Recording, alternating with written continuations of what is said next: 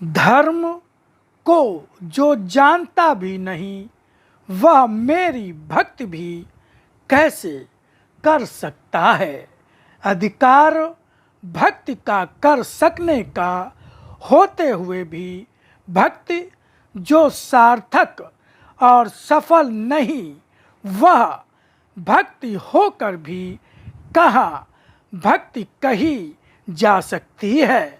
और भक्ति तो सफल और सार्थक वही होती है जिसे मैं स्वीकार करता हूँ, और मैं उसी भक्ति को स्वीकारता हूँ जिसमें भावना, कर्म और त्याग होता है। बिना त्याग और कर्म के भक्ति कहाँ संभव है। गुरुर्ब्रह्मा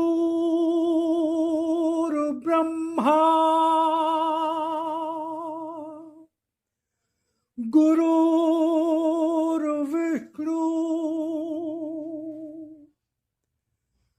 गुरुर्देवो महेश्वरा गुरुर्साक्षात् परब्रह्म तस्मै श्री गुरुवे नमः।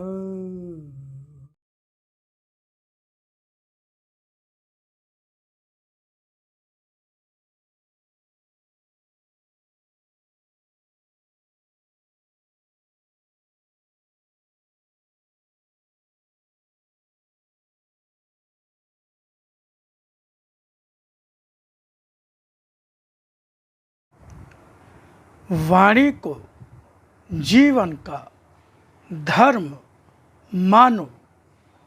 धर्म क्या है और किस रूप में मनुष्य को किस धर्म का पालन करना है, यह वह जानता नहीं, और जब नहीं जानता तो वह धर्म का पालन कर रहा है या वह धार्मिक है, यह वह नहीं कह सकता है। जिसको जानते ही नहीं वह क्या कभी धर्म बन सकता है। धर्म सबसे पहले सत्य होता है, और यह सत्य ही वह होता है जो किसी भी कारण से किसी भी स्थिति में बदला या मिटाया नहीं जा सकता।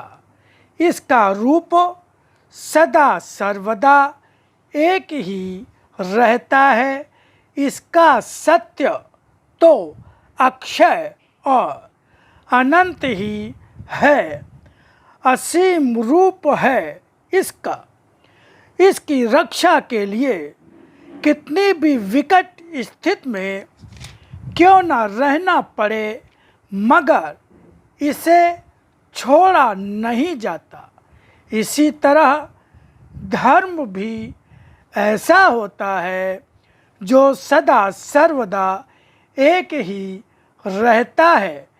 किसी भी स्थिति में किसी भी कारण से मिटाया नहीं जा सकता, मगर यह धर्म तुम्हारे धरती के अक्षरों में हिंदू, मुसलमान, सिख या ईसाई आदि में नहीं होता। यह होता है मानवता के अक्षरों में। जो मानवता केवल अक्षर ही नहीं रह जाती, कर्म बन जाती है। मानवता जब कर्म बनती है तब प्रत्येक का कल्याण होता है।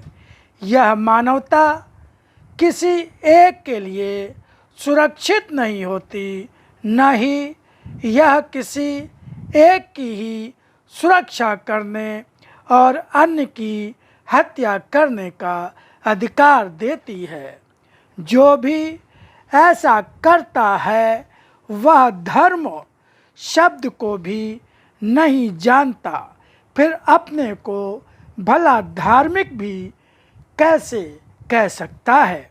धर्म केवल अधर्म की हत्या करने का ही अधिकार देता है, और यह अधर्म भी कहाँ है? यह जहाँ जिस कर्म और जिस स्थिति को मैं अधर्म की स्थिति कहता हूँ, मात्र वही अधर्म होता है। अपने स्वार्थों और इच्छाओं के आधार पर अगर किसी को भी किसी भी कर्म को अधर्म कहकर मारना चाहते हो, तो वह अधिकार भी तुम्हारा नहीं है। यहाँ मैं बता रहा हूँ मात्र धर्म के विषय में। धर्म को जो जानता भी नहीं, वह मेरी भक्ति भी कैसे कर सकता है।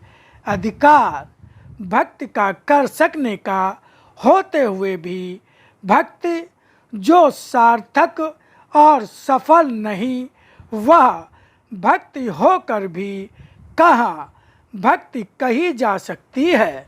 और भक्ति तो सार्थक और सफल वही होती है जिसे मैं स्वीकार करता हूँ, जिसमें भावना, कर्म और त्याग होता है। बिना त्याग और कर्म के भक्ति कहाँ संभव है।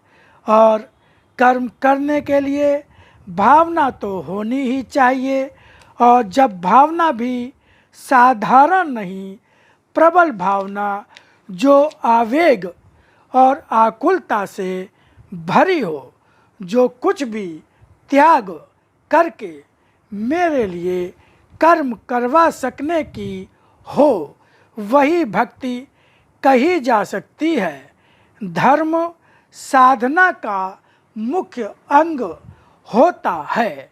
साधना यहाँ कहने का मेरा यह भी अर्थ नहीं कि आँख बंद करके बैठ जाओ या यह प्रयत्न करो कि साधना करके तुम्हें कोई विशेष शक्ति मिल जाए। मगर फिर भी क्या कोई शक्ति मिल पाती है? शक्ति कभी भी इस तरह से नहीं मिला करती, क्योंकि शक्ति पाने के लिए मन की निर्मलता और कर्मों की भव्यता चाहिए। और कर्म किस तरह भव्य हो सकते हैं, यह मैं अनेकों बार बता चुका हूँ, मगर अभी भी अनेकों का मन भ्रम में ही फंसा हुआ है।